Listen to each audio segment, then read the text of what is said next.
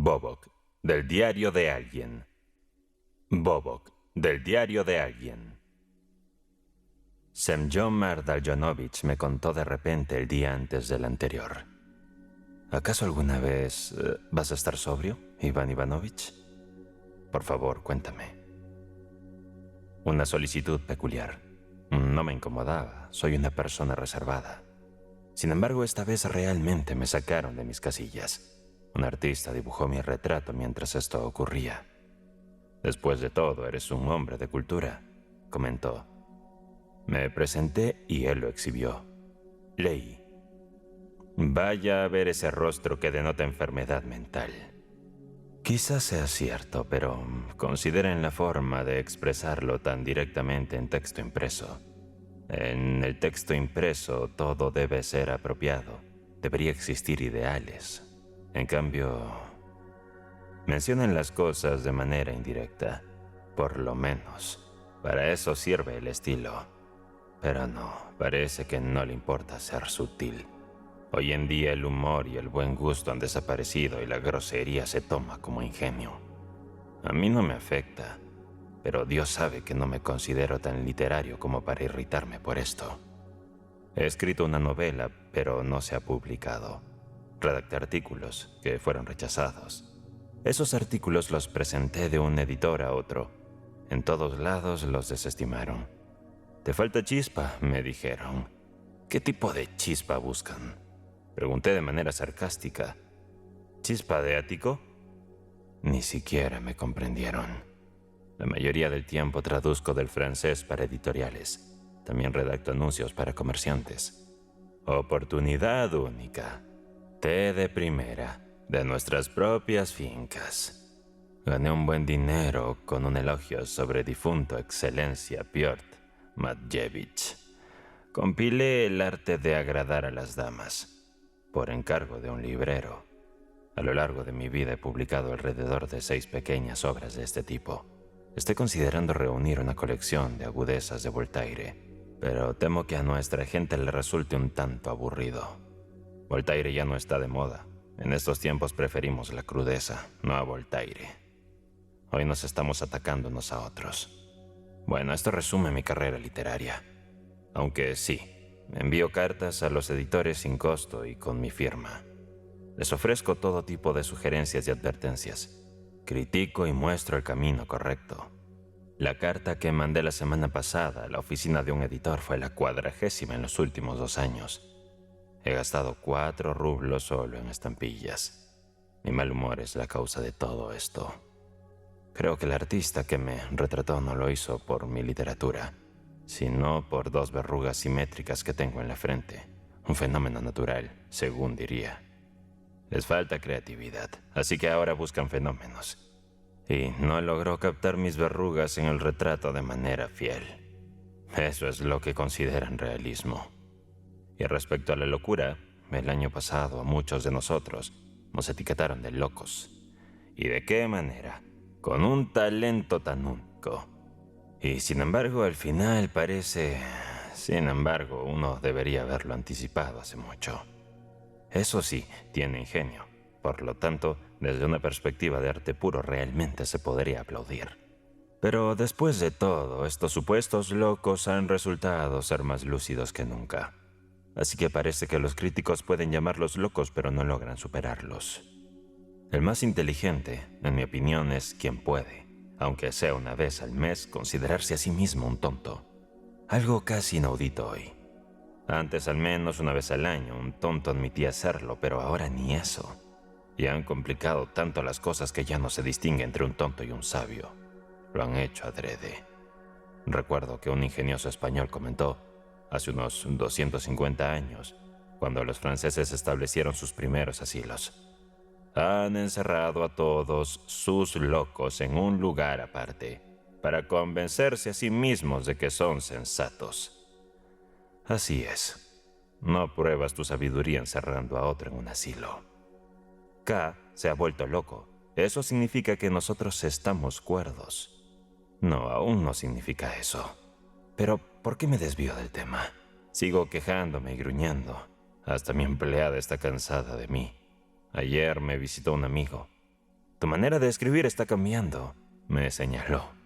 Es entrecortada, cortas y después un paréntesis y luego un paréntesis dentro de otro paréntesis, luego incluyes algo más entre paréntesis y luego vuelves a cortar y cortar.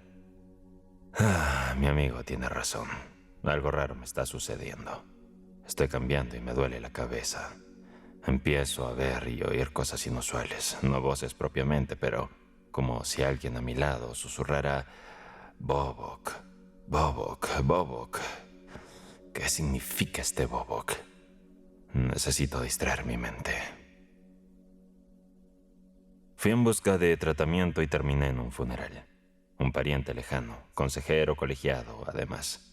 Una viuda y 5 hijas, todas solteras. ¿Hasta qué extremos deben llegar solo para mantenerlas en zapatillas? Su padre lo logró, pero ahora solo queda una pequeña pensión. Les toca pasar apuros. Siempre me han tratado con frialdad, y de hecho no habría asistido al funeral si no fuera por un detalle peculiar. Seguí la procesión hasta el cementerio con los demás. Eran pretenciosos y se mantenían alejados de mí. Claro, mi uniforme estaba bastante desgastado. Creo que hace 25 años que no visitaba un cementerio. ¡Qué lugar tan sombrío! Para empezar, el olor. Había 15 carruajes fúnebres con féretros más o menos ostentosos. De hecho, había 2 catafalcos. Uno era de un general y el otro de una dama. Había muchos dolientes, mucho luto fingido, mucha alegría evidente. Los clérigos no pueden quejarse. Les deja buenos ingresos. Pero el olor, ese olor, preferiría no ser uno de los clérigos aquí.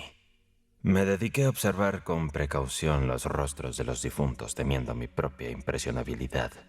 Algunos tenían una expresión serena, otros parecían desagradables. Por lo general las sonrisas eran inquietantes y en algunos casos, mucho. No me agradan. Uno los ve luego en sueños. Durante el servicio salí de la iglesia a tomar aire. Era un día gris, pero seco. También estaba frío, pero ya era octubre. Caminé entre las tumbas. Hay de diferentes categorías. Las de tercer grado cuestan 30 rublos. Son decentes y no muy caras. Las 2 primeras categorías son tumbas en la iglesia y bajo el pórtico. Son prohibitivamente caras. En esta ocasión 6 personas, incluyendo el general y la dama, fueron enterradas en tumbas de tercer grado. Observé el interior de las tumbas y fue espantoso. Agua, y ¿de qué tipo? Completamente verde. Pero bueno, ¿para qué entrar en detalles? El sepulturero la retiraba constantemente. Salí mientras continuaba la misa y caminé fuera del recinto. Cerca había un asilo y un poco más allá un restaurante. No estaba mal. Ofrecían comida y de todo un poco. Había muchos dolientes. Noté mucha felicidad y genuina calidez entre ellos. Comí y bebí algo. Después me uní al proceso de llevar el ataúd desde la iglesia hasta la tumba. ¿Por qué los cuerpos en sus ataúdes pesan tanto? Dicen que es por algún tipo de inercia, que el cuerpo ya no está bajo el control de su propietario, o alguna tontería así, que contradice las leyes de la mecánica y el sentido común. No me gusta cuando la gente con apenas educación general intenta resolver problemas que requieren conocimientos especializados. Y esto sucede todo el tiempo entre nosotros. A los civiles les encanta hablar del tema que pertenecen al dominio de los soldados e incluso de los marciales, mientras que aquellos formados en ingeniería prefieren debatir sobre filosofía y economía política. No asistí al servicio fúnebre. Tengo algo de dignidad, y si solo me quieren por alguna razón específica, ¿para qué imponerme en sus reuniones, incluso si es un banquete fúnebre? Lo que realmente no comprendo es por qué me quedé en el cementerio. Me senté en una tumba y me sumergí en reflexiones apropiadas. Comencé pensando en la exposición de Moscú y terminé reflexionando sobre el asombro en los términos abstractos.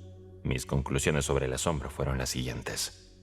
Maravillarse de todo es, por supuesto, tonto.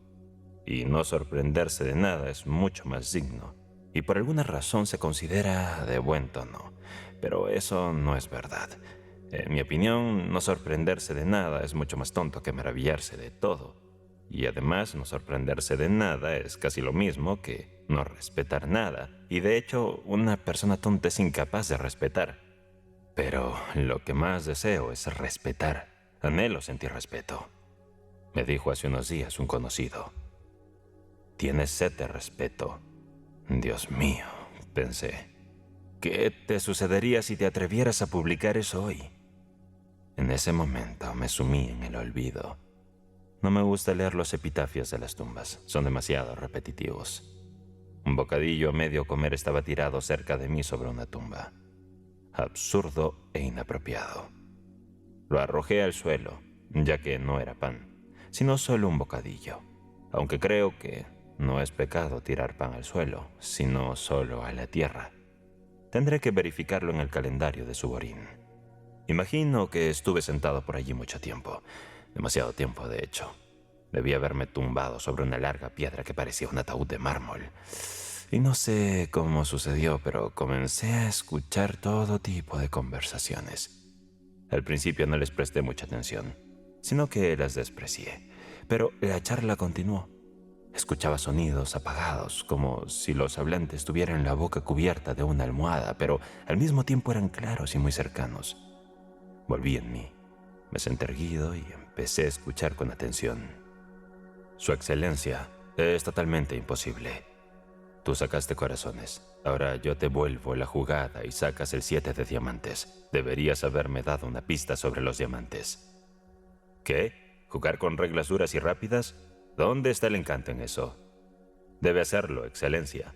No se puede hacer nada sin algo en lo que basarse. Hay que jugar con el muñeco. Que no se levante una mano.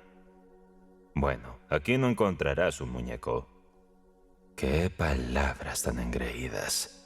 Y fue extraño e inesperado. Era una voz tan pesada y digna, la otra suavemente suave. No lo habría creído si no lo hubiera oído yo mismo. No habría estado en la cena de Requiem, creo. Y sin embargo, ¿cómo podían estar jugando a la preferencia aquí y qué general era esto? Que los sonidos provenían de debajo de las lápidas. De eso no cabía duda. Me agaché y leí la tumba. Aquí yace el cuerpo del mayor general Pervoyedov, un caballero de tales y tales órdenes. Fallecido en agosto de este año, 57. Descansa, amada ceniza, hasta el alegre amanecer. Dashit. Realmente era un general. No había ningún monumento en la tumba de la que procedía la voz obsequiosa. Solo había una lápida. Debía ser de un recién llegado. Por su voz, era un consejero de la corte inferior. Oí una nueva voz a una docena de metros del lugar donde descansaba el general, procedente de una tumba bastante reciente.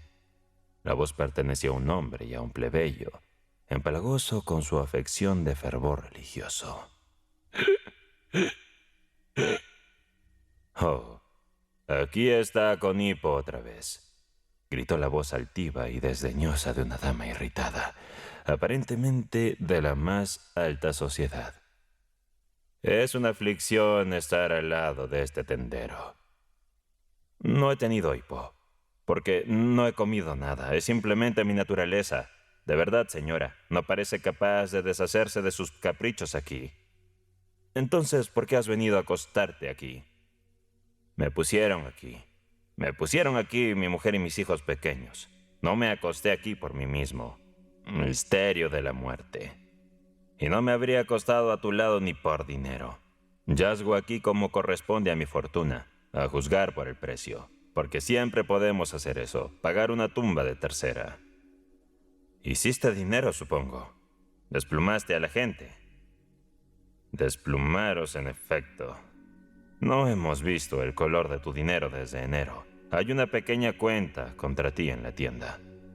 Bueno, eso es realmente estúpido. Intentar recuperar las deudas aquí es demasiado estúpido, en mi opinión. Ve a la superficie. Pregúntale a mi sobrina, ella es mi heredera. No hay que preguntar a nadie, ni ir a ningún lado. Ambos hemos llegado a nuestro límite y Ante el tribunal de Dios somos iguales en nuestros pecados. En nuestros pecados, le imitó despectivamente la dama. No te atrevas a hablarme. Verá, el tendero obedece a la señora, Excelencia. ¿Por qué no lo haría? ¿Por qué, Su Excelencia? Porque, como todos sabemos, las cosas son distintas aquí. ¿Distintas? ¿Cómo?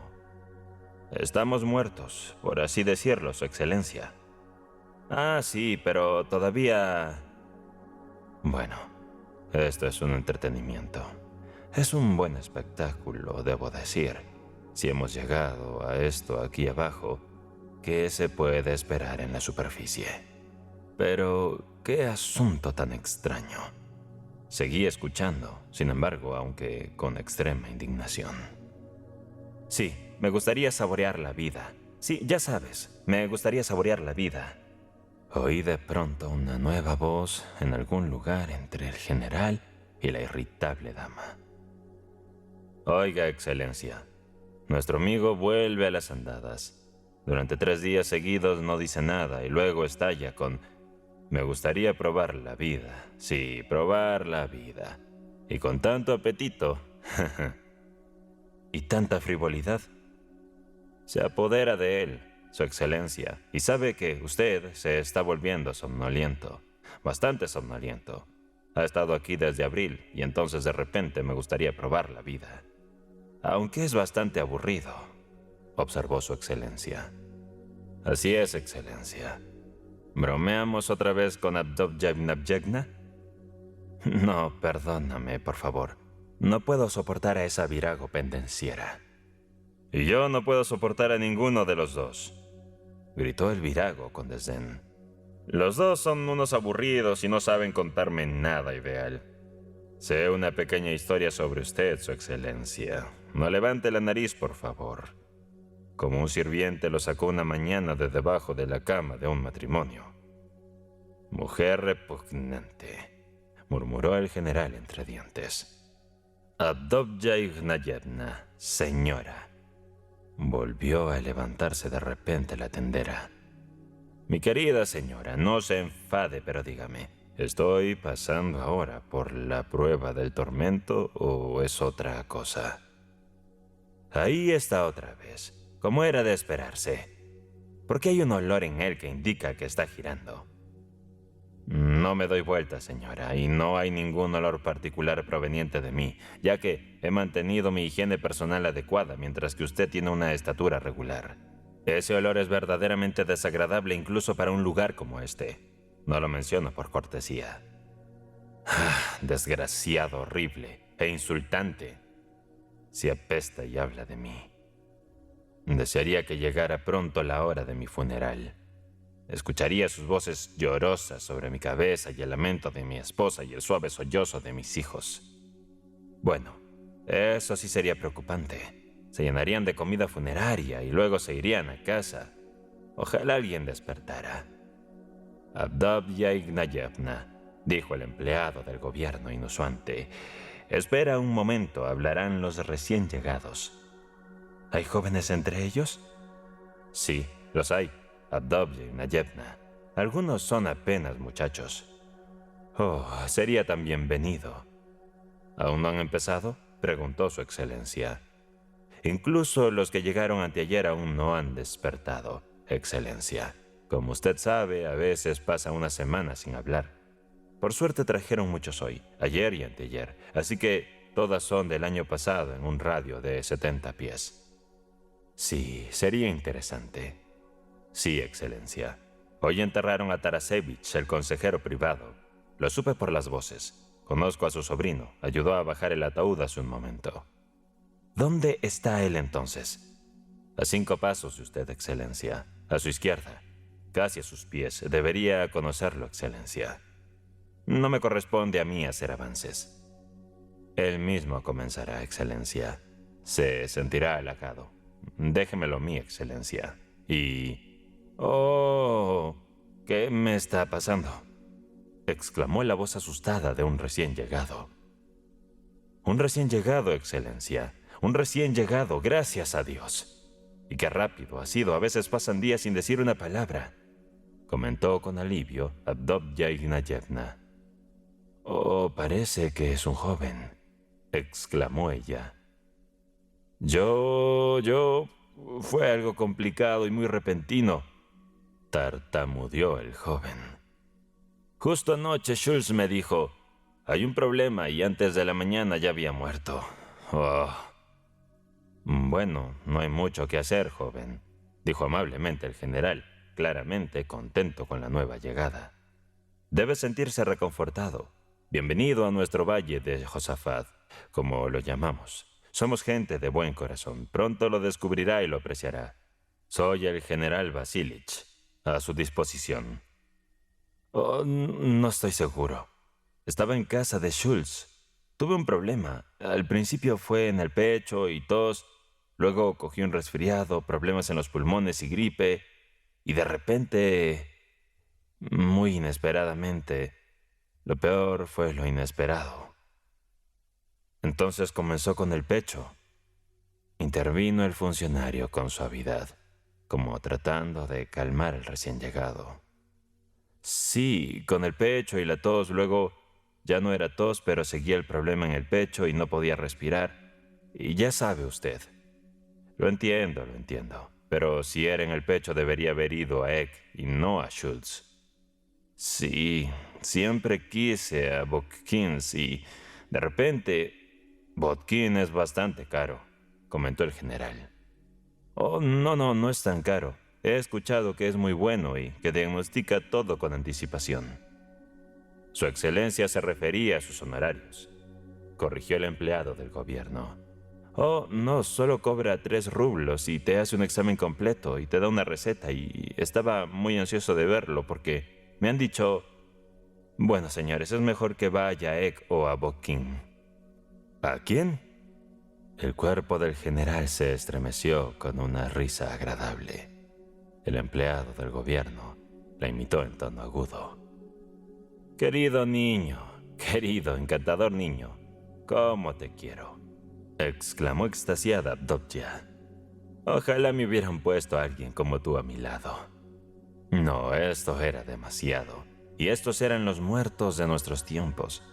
Aún así debería escuchar más y no sacar conclusiones precipitadas. Ese recién llegado llorón, lo recuerda ahora en su ataúd. Tenía la expresión de un pollito asustado, la expresión más repugnante del mundo. Sin embargo, esperemos y veamos. Pero lo que ocurrió a continuación fue un completo caos que no pude retener en mi memoria por completo. Muchos despertaron al mismo tiempo. Un funcionario, un consejero civil, se despertó y comenzó a discutir de inmediato sobre el proyecto de un nuevo subcomité en un departamento del gobierno y el posible traslado de varios funcionarios en relación con dicho subcomité, lo cual interesó mucho al general. Debo admitir que yo mismo me enteré de muchas cosas nuevas, hasta el punto de asombrarme de los canales a través de los cuales uno puede enterarse en la metrópoli de las noticias del gobierno. Luego, un ingeniero se despertó a medias, pero durante mucho tiempo murmuró incoherencias absolutas, por lo que nuestros amigos dejaron de prestarle atención y lo dejaron acostado hasta que estuviera listo. Finalmente, la distinguida dama que había sido enterrada esa mañana bajo el catafalco mostró signos de reanimación en la tumba. Lebezianikov, el adulador consejero de la corte inferior, que yacía junto al general Pervoyedov y a quien yo detestaba, resultó ser Lebezianikov. Se emocionó mucho y se sorprendió de que todos despertaran tan pronto esta vez. Debo admitir que yo también me sorprendí, aunque algunos de los que despertaron habían estado enterrados durante 3 días, como una joven de 16 años que no paraba de reír de una manera horrible y perturbadora. Su excelencia, el consejero privado Tarasevich, está despertando, anunció Lebezianikov con mucho alboroto. ¿Qué?, murmuró el consejero privado, despertándose de repente con un ceseo de disgusto. Había un tono de malhumorado descontento en su voz. Escuché con curiosidad, ya que en los últimos días había escuchado algo acerca de Tarasevich que me resultó chocante y perturbador. Soy yo, Excelencia. Solo yo hasta ahora. ¿Qué deseas? ¿Qué quieres? Solo quería preguntar por la salud de vuestra Excelencia. En este ambiente poco usual, uno se siente al principio un tanto oprimido. El general Pervoyedov desea tener el honor de conocer a vuestra Excelencia y espera... Nunca he oído hablar de él. Por supuesto, Excelencia, el general Pervoyedov Vasilich. ¿Eres tú el general Pervoyedov? No, Excelencia. Solo soy el consejero del Tribunal Inferior, a su servicio, pero el general Pervoyedov... ¡Tonterías! Y ruego que me deje en paz. Déjelo. Finalmente, el general Pervoyedov mismo notó con dignidad la repugnante servidumbre de su adulador en la tumba. No está del todo despierto, Excelencia. Debe tener eso en cuenta. Cuando esté completamente despierto, lo verá de otra manera. Déjalo, repitió el general. Vasily Vasilich, Excelencia, gritó una voz completamente nueva con fuerza y agresividad desde cerca de Avdotya. Era una voz insolente y caballeresca, con la pronunciación lánguida que estaba de moda en aquellos tiempos y un acento arrogante. Te he estado observando durante las últimas 2 horas. ¿Recuerdas quién soy, Vasily Vasilich? Soy Klinevich. Nos conocimos en la casa de los Volokonsky, donde también fuiste recibido como huésped. No sé por qué razón. ¿Qué? ¿Conde Piotr Petrovich? ¿Realmente eres tú? ¿Y a tan temprana edad? Lamento mucho escucharlo. Oh, yo siento lo mismo, aunque realmente no me importa y quiero divertirme tanto como pueda en todas partes. Y no soy un conde, sino un varón. Solo un varón. Somos solo un grupo de varones sinvergüenzas elevados de ser lacayos. Pero ¿por qué? No lo sé y no me importa. Solo soy un canalla de la sociedad, pseudo-aristocrática, y me consideran un encantador polizón. Mi padre es un pequeño y miserable general y mi madre fue en su día recibida en Haut-Lieu.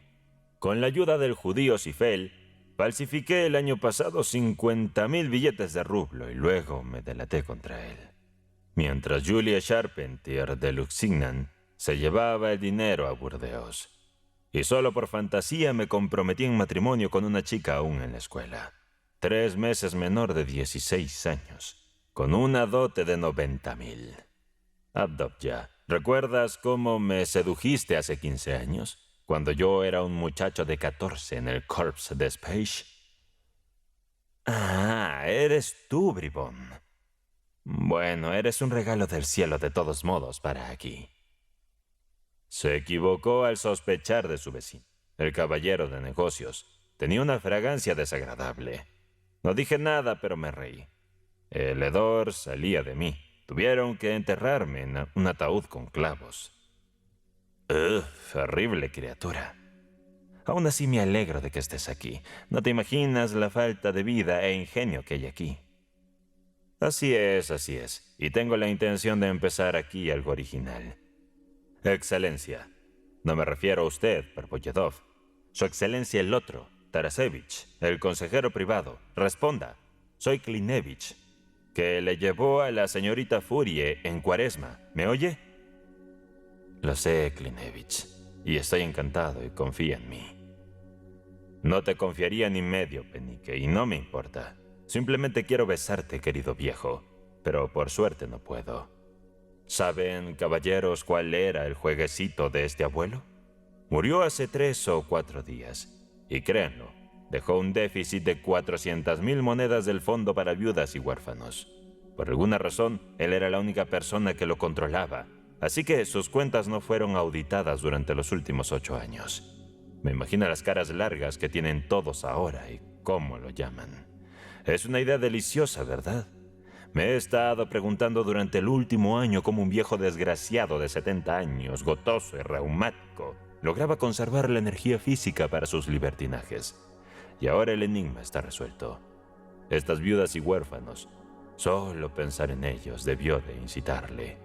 Yo lo supe hace mucho tiempo. Fui el único que lo supo. Me lo contó Julie. Y en cuanto lo descubrí, le ataqué amistosamente de inmediato en Semana Santa. Dame 25,000. Si no, te revisarán las cuentas mañana. Imagínate entonces, solo le quedaban 13,000. Así que parece que no era muy oportuno que se muriera ahora. Abuelo, ¿me oyes? Cher Klinevich, estoy totalmente de acuerdo con usted. Y no era necesario que entrar en detalles. La vida es tan llena de sufrimiento y tormento, y tampoco para compensarlo, que quería por fin estar en reposo. Y por lo que veo, espero obtener todo lo que pueda de aquí también. Apuesto a que ya ha olfateado a Katiche Berestov. ¿Quién? ¿Qué Katiche? Había un temblor rapaz en la voz del anciano. Ah, ¿qué Katiche?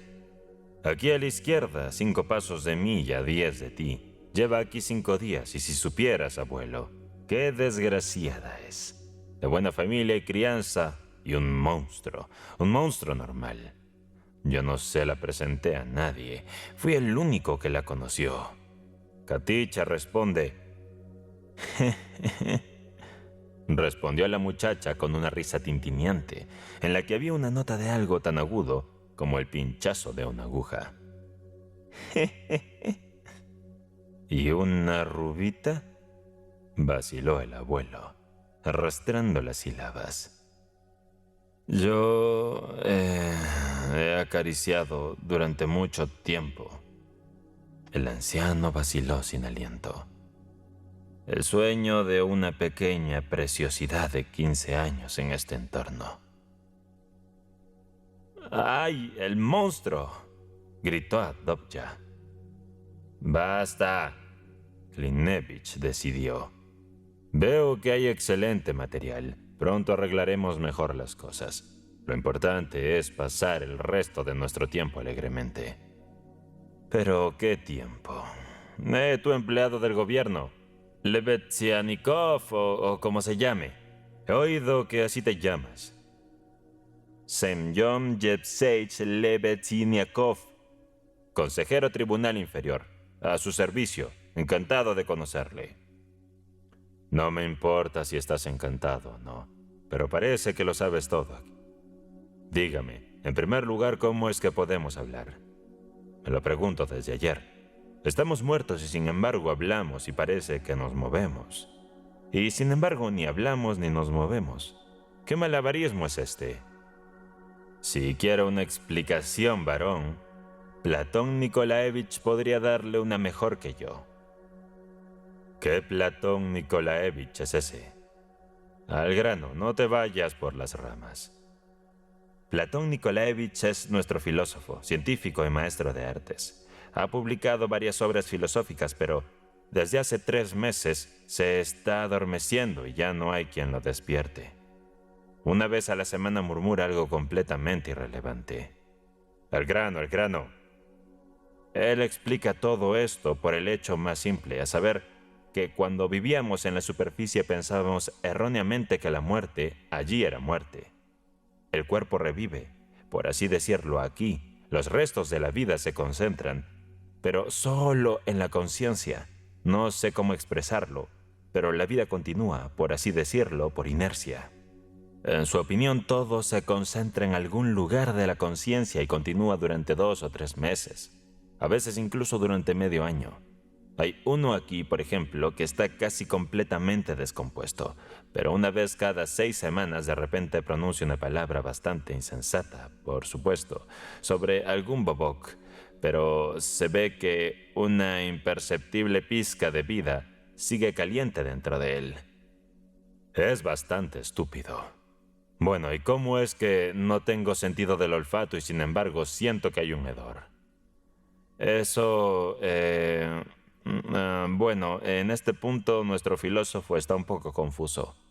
Es a propósito del olor, dice, que el hedor que se percibe aquí es, por así decirlo, moral. Es el hedor del alma. Dice que en estos 2 o 3 meses puede tener tiempo de recuperarse.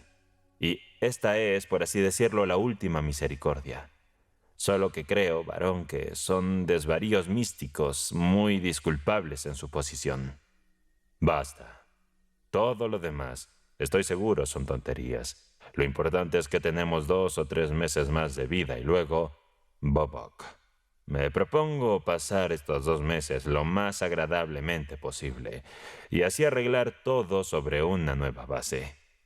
Señores, propongo dejar de lado toda vergüenza.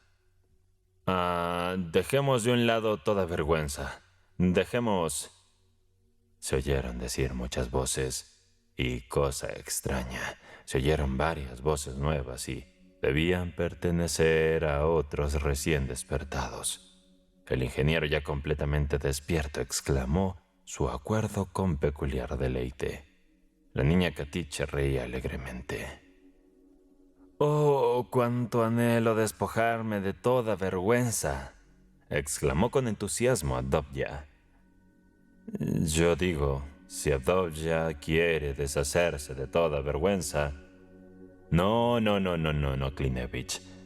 Allí me avergonzaba igual, pero aquí me gustaría despojarme de la vergüenza. Me gustaría muchísimo. Entiendo, Klinevich, atronó el ingeniero, que quieres reorganizar la vida aquí sobre principios nuevos y racionales. Oh, eso no me importa un bledo. Para eso esperamos a Kudeyarov, que fue traído aquí desde ayer. Cuando se despierte te lo contará todo. Es una personalidad titánica. Mañana traerán a otro científico natural, creo. Es un oficial con seguridad y 3 o 4 días después a un periodista. Y creo que su editor con él. Pero, ¿qué más da? Habrá un pequeño grupo de nosotros y las cosas se arreglarán solas. Aunque mientras tanto no quiero que digamos mentiras. Eso es todo lo que me importa. Porque eso es lo único que importa. No se puede existir en la superficie sin mentir, pues vida y mentira son sinónimos. Pero aquí nos divertiremos no mintiendo. Cuélgalo todo. La tumba tiene algún valor después de todo. Todos contaremos nuestras historias en voz alta y no nos avergonzaremos de nada. En primer lugar les hablaré de mí. Soy uno de los depredadores, ya sabes. Todo lo que estaba atado y controlado por cuerdas podridas allá en la superficie. Quitemos las cuerdas y pasemos estos 2 meses con desvergonzada sinceridad. Desnudémonos. Dejémonos estar desnudos. Dejémonos estar desnudos, exclamaban todas las voces. Anhelo estar desnuda, realmente lo anhelo, gritaba Dobya. Veo que nos vamos a divertir aquí. Después de todo, no quiero a Eke. ¿No te lo digo? Dame el gusto de la vida. Se reía Katiche. Lo mejor es que nadie puede meternos mano, y aunque veo que Pervoyedov está de malas, no me alcanza su mano. Abuelo, ¿estás de acuerdo? Estoy completamente de acuerdo. Totalmente, con el mayor gusto, pero con la condición de que Katiche sea la primera en contarnos su historia.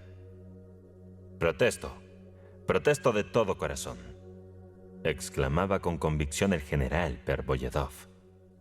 Excelencia, lo persuadía el pícaro de Levsniesiakov en un susurro de excitación meticulosa.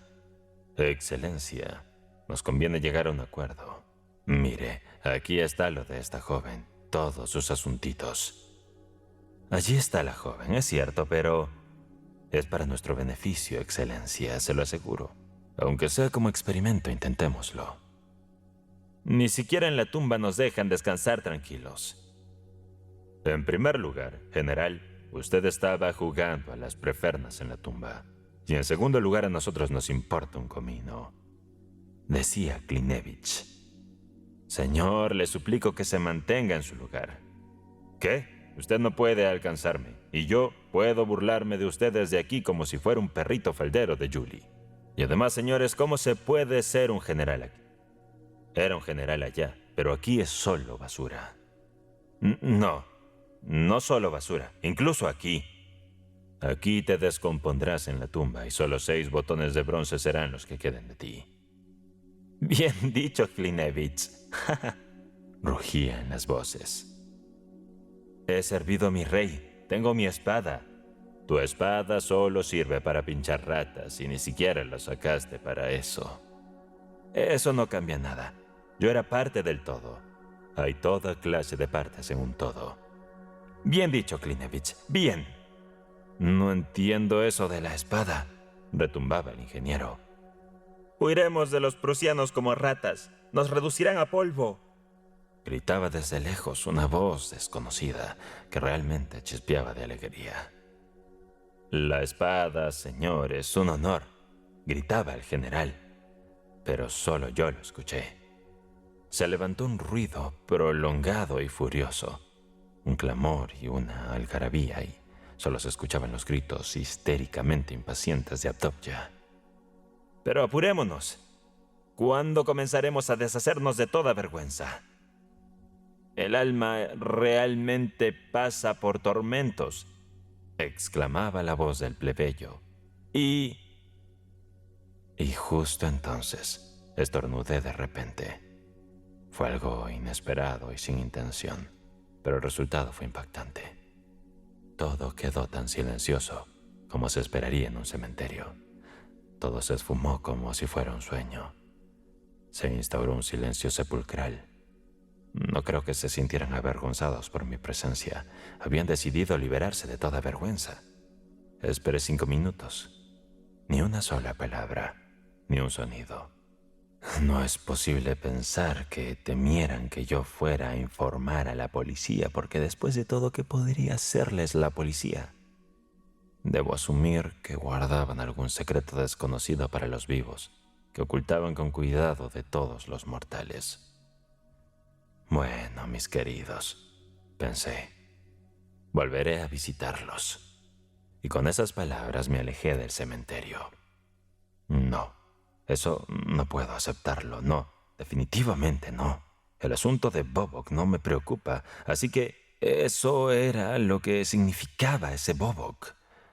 Degeneración en tal lugar, degeneración de los últimos deseos, degeneración de cadáveres empapados y en descomposición, sin siquiera respetar los últimos instantes de conciencia. Esos momentos les fueron concedidos, se les otorgaron y lo peor de todo en tal lugar. No, eso no puedo aceptarlo. Visitaré otras tumbas. Escuchar en todas partes. Sin duda es necesario escuchar en todas partes y no solo en un lugar para obtener una perspectiva completa. Tal vez encuentre algo tranquilizador. Pero sin duda volveré a visitarlas. Prometieron compartir sus biografías y anécdotas de todo tipo. Pero iré. Definitivamente iré.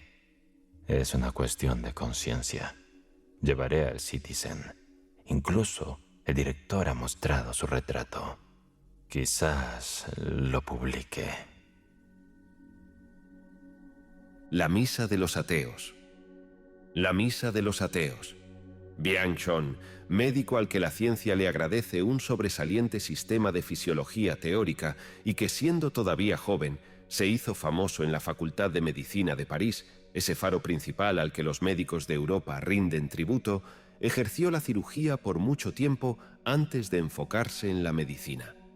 Sus inicios estuvieron bajo la guía de uno de los más renombrados cirujanos franceses, el destacado Desplein, quien brilló en la ciencia como un cometa.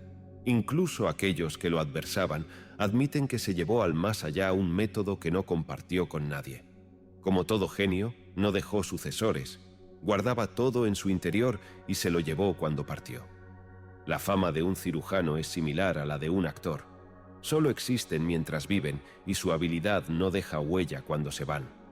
Actores y cirujanos, así como grandes vocalistas y aquellos músicos que potencian la música con su ejecución, son héroes efímeros. Desplein es un ejemplo de esta coincidencia en los destinos de un talento tan pasajero. Su nombre, que ayer resonaba en todas partes, hoy está casi en el olvido, pero perdurará en su área específica sin salir de ella. No es necesario un conjunto de situaciones excepcionales para que el nombre de un maestro trascienda de la historia de la ciencia a la crónica general de la humanidad. ¿Poseía Desplain ese vasto conocimiento que convierte a una persona en el emblema viviente, la gran personalidad de su tiempo? Desplain tenía una percepción especial. Podía ver al paciente y su mal gracias a una intuición, ya sea innata o aprendida, que le permitía identificar las características específicas del diagnóstico del individuo, señalar el instante exacto para una intervención, considerando el clima y las particularidades del carácter individual. Para actuar en sintonía con la naturaleza, había investigado la constante absorción por los seres vivos de los elementos del aire o proporcionados por la tierra al hombre, obteniendo de ellos una manifestación única de vida. Llegó a sus conclusiones gracias a su capacidad de deducción y analogía, similar al genio de Cuvier. Lo cierto es que este hombre tenía un conocimiento profundo del cuerpo humano, comprendiéndolo en su pasado y futuro, enfatizando el presente. ¿Encarnó en sí toda la ciencia al estilo de Hipócrates, Galeno y Aristóteles? ¿Dirigió a toda una generación hacia horizontes desconocidos? No. A pesar de que no se puede negar que este incansable analista de la química del ser humano tenía ese viejo conocimiento de los magos, refiriéndose a la comprensión de los elementos en transformación, los orígenes de la existencia, la vida previa a la vida y lo que está en gestación o lo que alguna vez existió, hay que admitir que todo en él era profundamente personal. Aislado en vida por su individualismo, ese mismo egoísmo ahora socava su legado. No hay una estatua en su tumba que relate a las futuras generaciones los enigmas que con tanto esfuerzo desentrañó. Quizá las creencias de Desplain eran la clave de su genialidad, pero eran creencias mortales. Para él, la atmósfera de la Tierra era una capa creadora.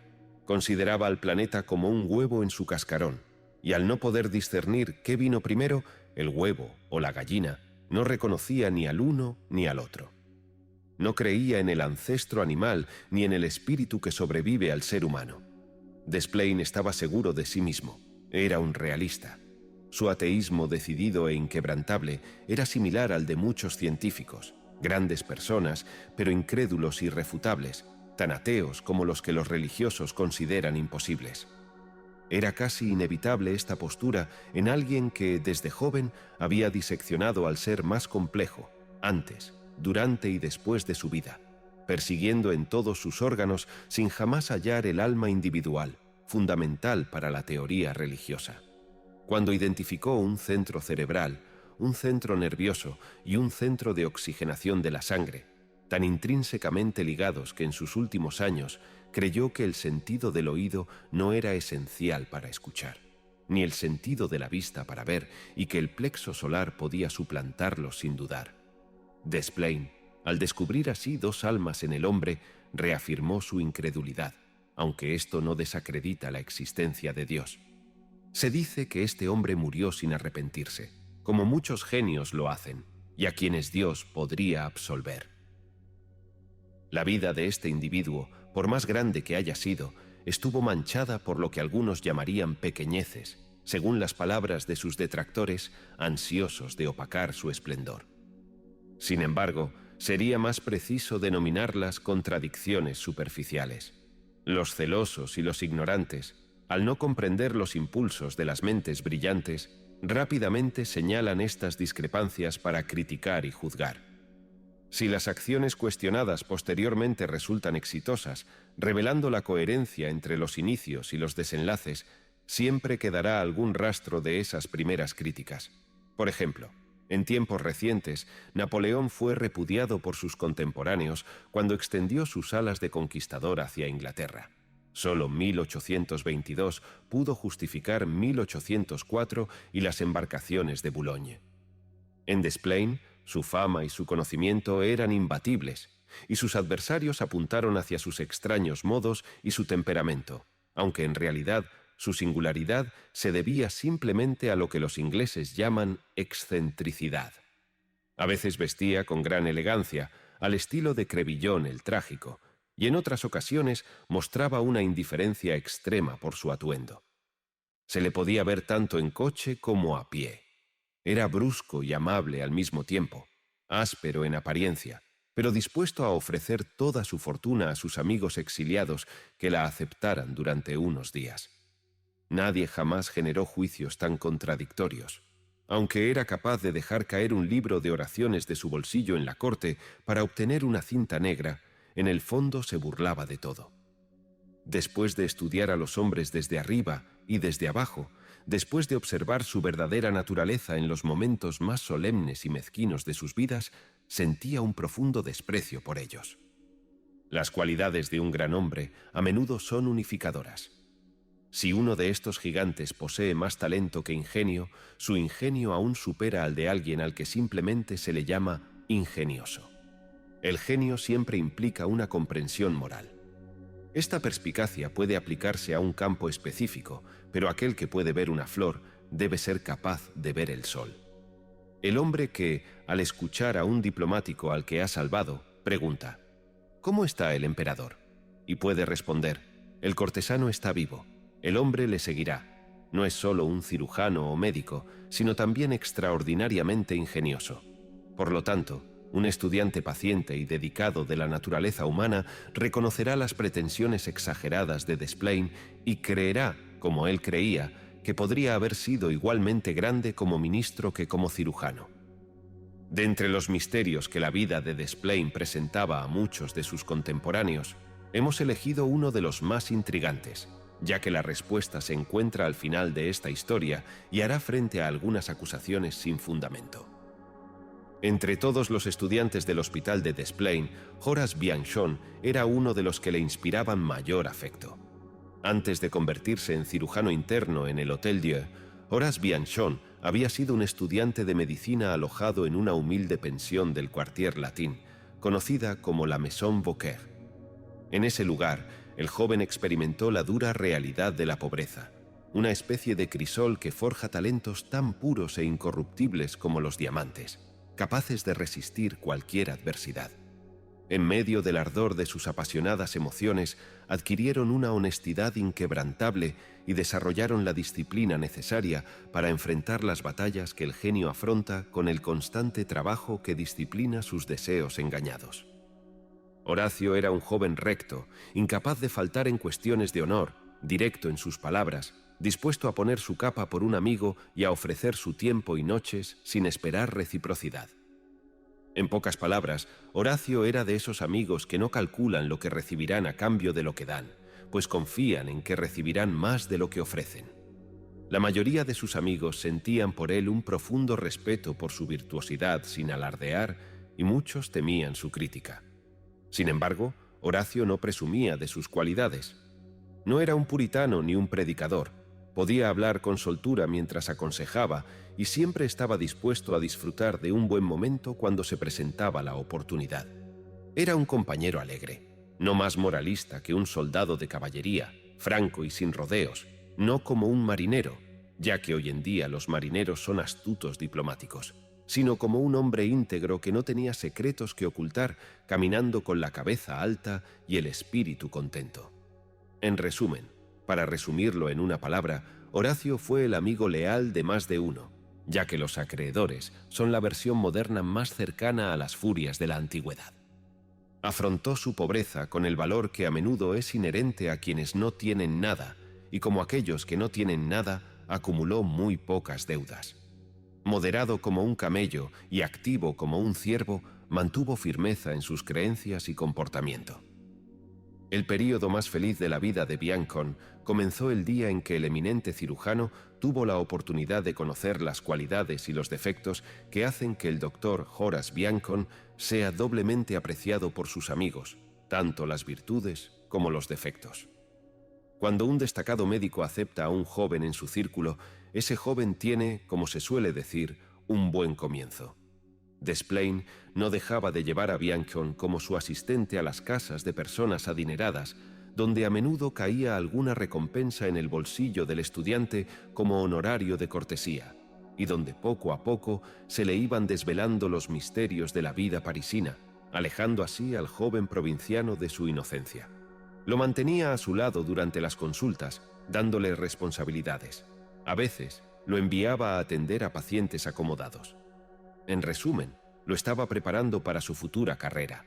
Como resultado, con el tiempo, el renombrado cirujano tenía un aliado fiel. Estos dos hombres, uno en la cima de la honra y la ciencia, con una inmensa fortuna y una reputación sólida, y el otro un modesto desconocido, sin riqueza ni fama, se convirtieron en amigos íntimos. El gran Desplain compartía todo con el cirujano de su casa. El discípulo conocía los detalles sobre quién se sentaba cerca del maestro en su famoso diván en la consulta de Desplain, donde él a menudo descansaba. Bianchon estaba al tanto de las peculiaridades de ese temperamento, una mezcla de león y toro, que finalmente ensanchó desmesuradamente el torso del gran hombre y lo llevó a la muerte debido a problemas cardíacos. Estudió las rarezas de esa vida agitada, las intrigas de su mezquindad, las ambiciones políticas detrás de la fachada de científico, y anticipó las frustraciones que esperaban al único sentimiento oculto en un corazón de acero, pero no de acero. Un día, Bianchon le mencionó a Desplain un caso de un pobre aguador del barrio de Saint-Jacques que sufría una terrible enfermedad debido al agotamiento y la pobreza. Este desafortunado auvernés apenas había comido patatas durante el duro invierno de 1821. Desplain dejó de lado sus compromisos y, a riesgo de agotar a su caballo, se apresuró, acompañado por Bianchon, a la casa del hombre necesitado. Personalmente lo trasladó a una casa de convalecencia fundada por el famoso Dubois en el Faubourg Saint-Denis. Después de curarlo, Desplain le proporcionó el dinero necesario para comprar un caballo y un barril de agua. Este auvergnat demostró su gratitud de una manera inusual. Cuando uno de sus amigos se enfermó, lo llevó de inmediato a Desplain, diciéndole: no podía permitir que otro se encargara de él. A pesar de su carácter tosco, Desplain estrechó la mano del aguador y le dijo: «Tráelos a todos aquí». Llevó al hombre de Cantal al Hôtel Dieu, donde lo trató con atención. Bianchon ya había notado la preferencia de su maestro por los auvergnes, en particular los aguadores, pero como Desplain se enorgullecía de sus éxitos en el hospital de Hôtel Dieu, el discípulo no le dio mayor importancia. Un día, mientras cruzaba la plaza de San Sulpicio, Bianchon vio a su maestro entrar a la iglesia alrededor de las 9 de la mañana. En esa época, Desplain nunca se movía sin su carruaje, pero esta vez iba caminando y entró sigilosamente por la puerta de la calle del Petit Lion, como si estuviera entrando a un lugar de dudosa reputación. La curiosidad se apoderó del cirujano en formación, ya que conocía las opiniones de su maestro y compartía su entusiasmo por Cabanis, un entusiasta cabanista, con la I que en Rabelais parece denotar una intensidad diabólica. Bianchon ingresó sigilosamente a la iglesia y quedó estupefacto al ver a Desplain, el ateo que no tenía compasión por los ángeles, que no permitía que la lanceta se detuviera y que no podía soportar enfermedades como la fístula o la gastritis, arrodillado con humildad. ¿Dónde? En la capilla de la Señora, donde permaneció durante toda la misa, dando limosna para los gastos del servicio y para los necesitados, con una seriedad que recordaba a sus momentos de cirugía. Seguramente no ha venido aquí para debatir sobre el parto de la Virgen, pensó Bianchon, sorprendido. Si lo hubiera atrapado sosteniendo una de las cuerdas del palio durante la procesión del Corpus Christi, eso sería digno de risa, pero a esta hora, solo y sin testigos. Sin duda, esto es motivo de asombro. Bianchon no quiso parecer que estaba espiando a Desplain, así que se retiró. Esa noche, Desplain lo invitó a cenar, pero no en su casa, sino en un restaurante. Durante el postre, Bianchon encontró la manera de discutir sobre la misa, calificándola de ritual obsoleto y farsa. «Una farsa», expresó Desplain, «que ha costado a la cristiandad más sangre que todas las batallas de Napoleón y todos los tratamientos de sanguijuelas de Broussais. La misa es una invención papal, no más antigua que el siglo VI, basada en el hoc est corpus. ¿Qué cantidad de sangre se derramó para establecer la Fête Dieu, la fiesta del Corpus Christi, la institución mediante la cual Roma afirmó su supremacía en la cuestión de la presencia real, un conflicto que dividió a la Iglesia durante 3 siglos? Las guerras del conde de Toulouse contra los albigenses fueron un eco de esa disputa. Los Vaudois y los albigenses se negaron a aceptar esta innovación. En resumen, Desplaines se deleitaba en expresar su punto de vista más ateo, desplegando una corriente de sátira al estilo de Voltaire, o más precisamente, una vil imitación del citateur. «Hola, ¿dónde está mi adorador de esta mañana?», se preguntó Biancon. No dijo nada. Comenzaba a cuestionar si había visto realmente a su mentor en Saint-Sulpice. Desplaines no tendría motivo para mentirle a Biancon. Se conocían muy bien. Ya habían compartido pensamientos sobre temas igualmente serios y habían discutido sistemas de natura rerum, examinándolos y diseccionándolos con el bisturí de la incredulidad. Pasaron 3 meses y Bianchon no intentó seguir el asunto, aunque lo mantuvo en su memoria. Un día de ese año, uno de los médicos del Hôtel Dieu agarró el brazo de Desplaines, como si estuviera a punto de interrogarlo, con Bianchon presente.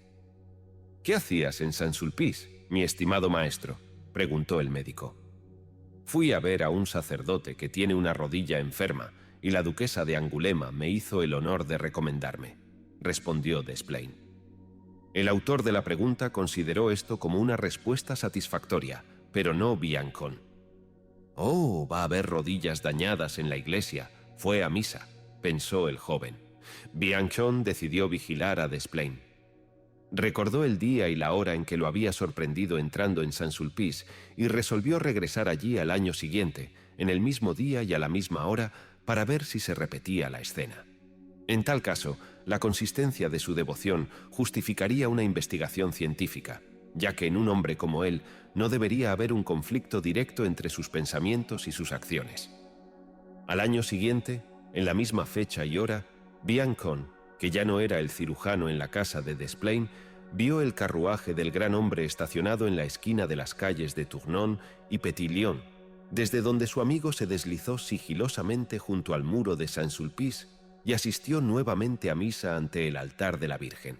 Era Desplaines, el cirujano maestro, el ateo de corazón, el adorador ocasional. El misterio se volvía aún más intrigante. La regularidad del fenómeno lo hacía más enigmático. Cuando Desplaines se marchó, Bianchon se acercó al sacristán, encargado de la capilla, y le preguntó si el caballero era un fiel asiduo. «Llevo aquí 20 años», respondió el hombre, «y el señor Desplaines viene 4 veces al año para asistir a esta misa. Él mismo la estableció». «Una misa fundada por él», exclamó Biancon mientras se alejaba. «Este es un misterio tan grande como la Inmaculada Concepción, un elemento que por sí solo podría convertir a un médico en un incrédulo». Pasó algún tiempo antes de que el doctor Bianchon, a pesar de ser tan amigo de Desplaines, encontrara la oportunidad de hablarle sobre este episodio de su vida. Ya sea en consulta o en eventos sociales, era difícil encontrar un momento de intimidad en el que 2 hombres pudieran compartir sus secretos mientras se sentaban junto al fuego con los pies en el perro y la cabeza apoyada en el respaldo de una silla.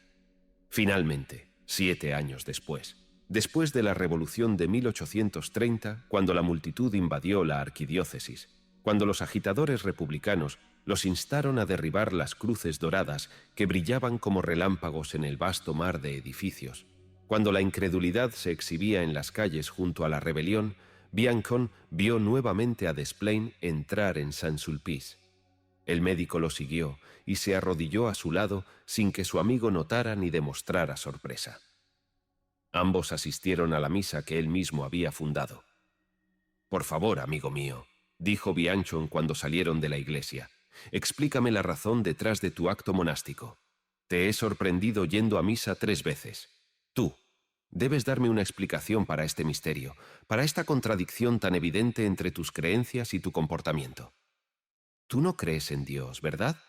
Y sin embargo, vas a misa. Mi querido maestro, debes darme una respuesta». «Soy como muchos devotos, hombres que aparentan ser profundamente religiosos, pero que en realidad son tan ateos como tú o yo», respondió Desplaines. Entonces vertió una serie de epigramas sobre ciertos políticos, uno de los cuales era tan conocido que, en este siglo, ofrecía una nueva edición de la obra Tartufo de Molière. «Eso no tiene nada que ver con mi pregunta», replicó Bianchon. «Quiero saber por qué hiciste lo que hiciste y por qué fundaste esta misa». «Fe, querido amigo», dijo Desplain. «Estoy al borde de la tumba. Puedo compartir contigo el comienzo de mi vida con confianza». En ese momento, Bianchon y el gran hombre se encontraban en la Rue de Quatre-Vingts, una de las peores calles de París.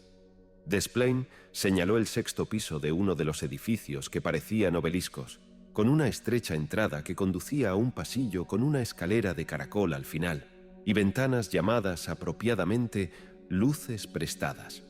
La estructura estaba cubierta de un tono verde grisáceo, con una tienda de muebles en la planta baja y cada piso albergaba una forma diferente e independiente de miseria. Levantando el brazo con un gesto enérgico, Desplain exclamó: «Viví aquí durante 2 años». «Lo sé, Ártez vivió aquí. Yo solía subir casi todos los días en mi juventud temprana. Entonces lo llamábamos el pepinillo de los grandes hombres. Y después. La misa a la que acabo de asistir está relacionada con algunos eventos que ocurrieron durante la época en la que vivía en el ático al que te refieres, donde dices que vivía Ártez. Ese ático con la ventana donde cuelga la ropa tendida sobre una maceta de flores. Mis primeros años de vida fueron tan difíciles, mi querido Bianchon, que podría competir con cualquier hombre vivo por la palma del sufrimiento parisino. Lo he experimentado todo: hambre y sed, falta de dinero, carencia de ropa, zapatos, lino, todas las crueldades que la penuria puede infligir. He soplado sobre mis dedos congelados en ese desolado refugio de grandes hombres que me gustaría volver a ver ahora, contigo. He trabajado durante un invierno entero, viendo mi aliento condensarse como vapor y sintiendo la humedad de mi propio cuerpo de la misma manera en que vemos la de los caballos en un día frío. No sé dónde encuentra un hombre la fuerza para soportar una vida así. Estaba solo, sin nadie que me ayudara, sin dinero para comprar libros o pagar los gastos de mi educación médica. No tenía un solo amigo. Mi temperamento irritable, susceptible e inquieto estaba en mi contra. Nadie comprendía que esta irritabilidad era la expresión de la angustia y el esfuerzo de un hombre que desde lo más bajo de la escala social luchaba por ascender. A pesar de todo, tenía, como puedo decirte, sin necesidad de ocultar nada, tenía esa base de buenos sentimientos y una aguda sensibilidad que siempre debe ser el patrimonio de cualquier hombre lo suficientemente fuerte como para elevarse desde las profundidades del pantano de la pobreza. No podía recibir ayuda de mi familia ni de mi hogar más allá de mi exigua asignación. En resumen, en aquellos días desayunaba con un panecillo que el panadero de la Rue du Petit Lion me vendía a bajo precio porque era del día anterior o del anterior a ese. Lo desmenuzaba en leche, por lo que mi desayuno matutino no me costaba más que 2 sous. Solo cenaba cada 2 días en una pensión donde la comida costaba 16 sous. Tú sabes tan bien como yo cuánto cuidado debía tener con mi ropa y mis zapatos. Apenas puedo decir si en mi vida posterior he sentido un dolor tan profundo como aquel que tú y yo conocimos al detectar la sonrisa burlona de una costura abierta en un zapato o al escuchar el sonido de la tela desgarrándose en el revés de un abrigo. No bebía más que agua y miraba el café desde lejos, con un respeto distante. El Zopis me parecía la tierra prometida, donde solo aquellos con los bolsillos llenos de latines podían entrar. ¿Algún día tomaré una taza de café con leche allí?, me preguntaba. ¿O jugaré una partida de dominó? Deposité en mi trabajo toda la rabia que sentía por mi propia miseria. Me esforcé por dominar los conocimientos necesarios para adquirir el mayor valor personal y merecer la posición que eventualmente alcanzaría, escapando de la nada. Consumía más aceite que pan. La luz que quemaba durante esas noches interminables me costaba más que la comida. Fue un duelo prolongado, obstinado y sin ningún tipo de consuelo. No encontraba simpatía en ninguna parte. Para tener amigos, no hay que relacionarse con otros jóvenes, tener algunos sous para tomar una copa con ellos y encontrarse donde se reúnen los estudiantes. Y yo no tenía nada. Y nadie en París puede entender lo que significa no tener nada. Cuando incluso consideraba revelar mi situación de indigencia, sentía esa opresión en la garganta que hace que un enfermo crea que una bola se le está formando en el esófago. En mi vida posterior, he conocido a personas nacidas en la riqueza que, al no haber experimentado nunca la escasez, ni siquiera habían oído hablar de este problema, utilizando una regla de 3. Un joven es al crimen lo que una moneda de 5 francos es a X. Estos privilegiados me dicen: ¿por qué te endeudaste? ¿Por qué asumiste compromisos tan onerosos? Me recuerdan a la princesa que, al escuchar que el pueblo no tenía pan, exclamó: ¿por qué no compran pasteles? Me gustaría ver a uno de estos ricos en la misma situación que yo, sin un solo centavo, sin amigos, sin crédito y forzado a trabajar incansablemente para sobrevivir. ¿Qué harían? ¿Dónde buscarían alivio para su hambre?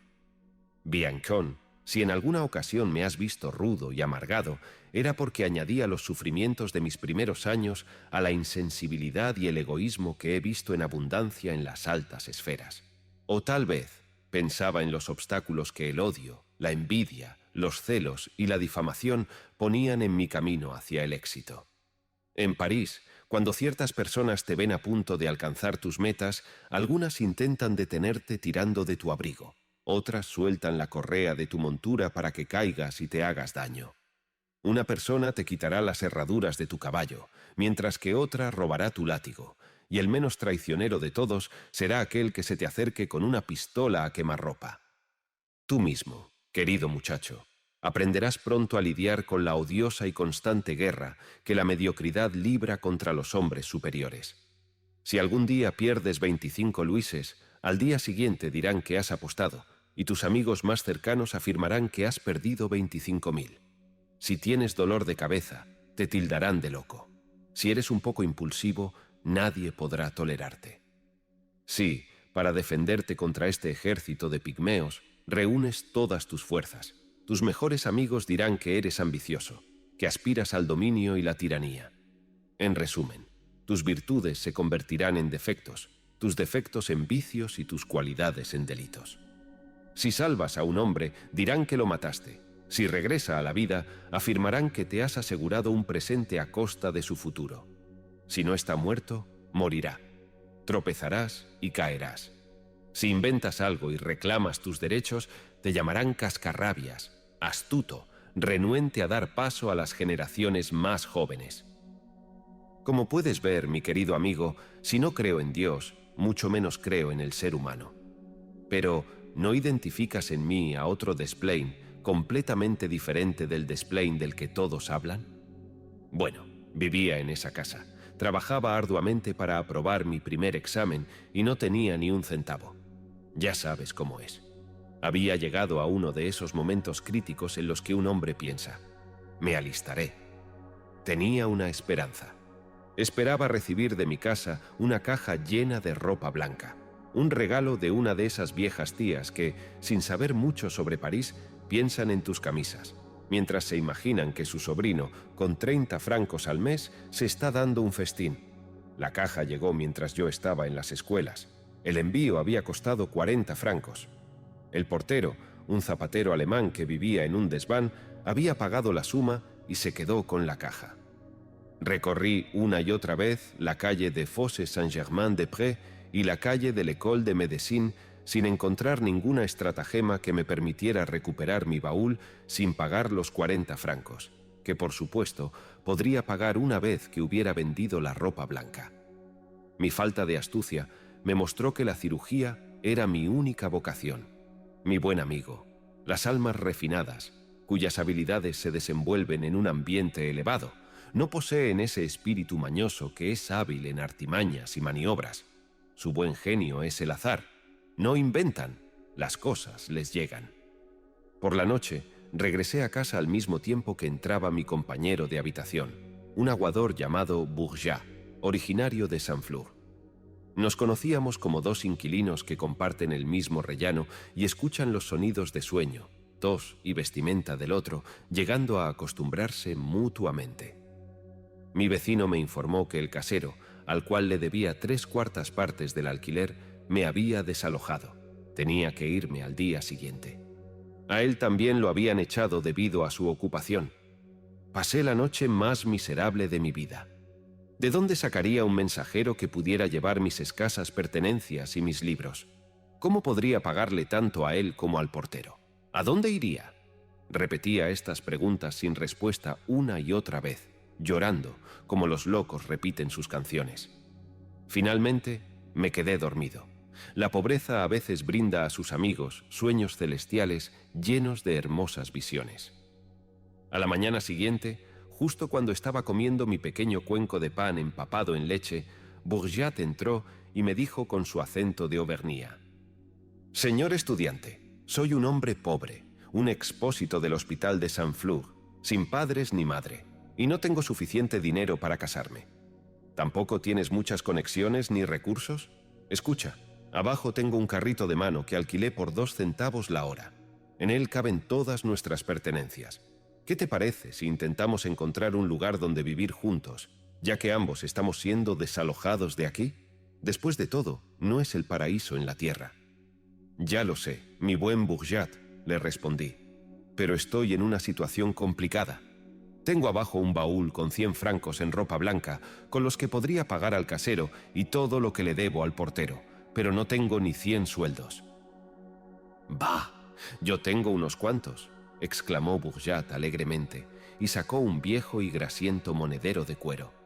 «Quédese con su ropa blanca». Bourgeat pagó mis deudas y las suyas, y llegó a un acuerdo con el portero. Luego cargó nuestros muebles y mi caja de sábanas en su carro y lo llevó por la calle, deteniéndose frente a todas las casas con anuncios de alquiler. Subí para verificar si las habitaciones disponibles nos convenían. Al mediodía aún no habíamos encontrado nada. El precio era el principal obstáculo. Bourgeat sugirió que comiéramos en una taberna, dejando el carro en la puerta. Hacia la noche, descubrí en la Cour de Rohan, Passage du Commerce, en la parte superior de un edificio, 2 habitaciones con una escalera entre ellas. Cada uno de nosotros debía pagar 60 francos al año.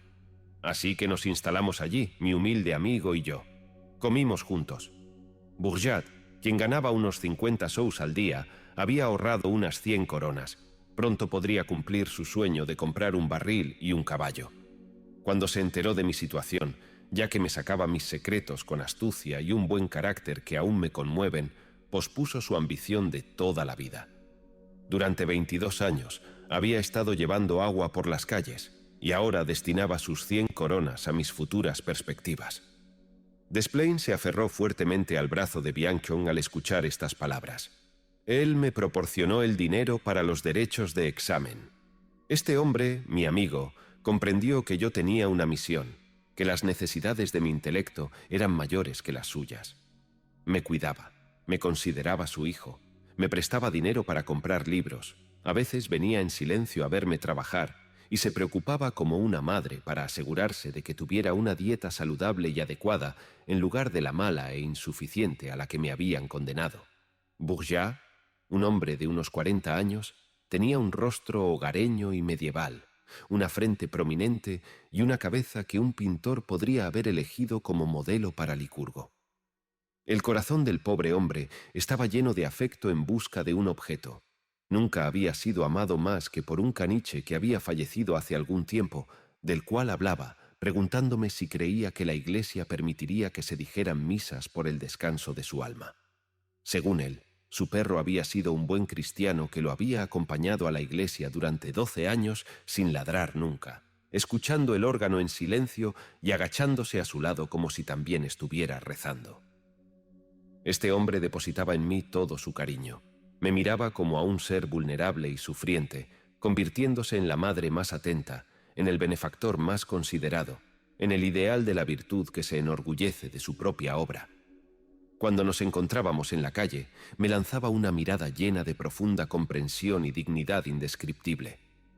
Caminaba como si no pesara nada y parecía feliz de verme con buena salud y bien vestido. Era, en verdad, el afecto devoto de las clases humildes, el amor de una joven del pueblo llevado a un nivel superior.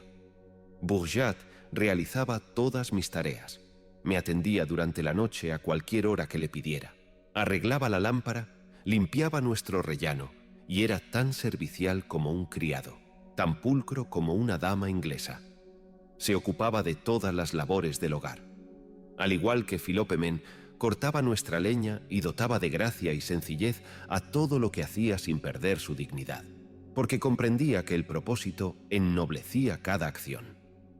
Cuando tuve que dejar a este buen compañero para convertirme en cirujano residente en el Hôtel Dieu, sentí un dolor profundo e inefable al saber que ya no podríamos vivir juntos.